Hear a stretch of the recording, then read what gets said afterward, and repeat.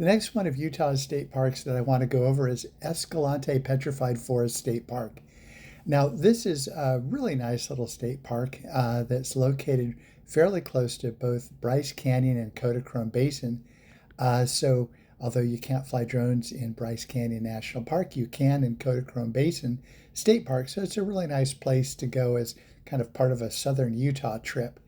Now, Escalante allows drones. You can buy a drone permit right now. It looks like it's $15 for 5 days. Odds are you're not going to stay there 5 days. It's a really nice little park, but probably not the type of place that you're going to camp out for 5 days unless you really like walking the trails and looking for the petrified wood.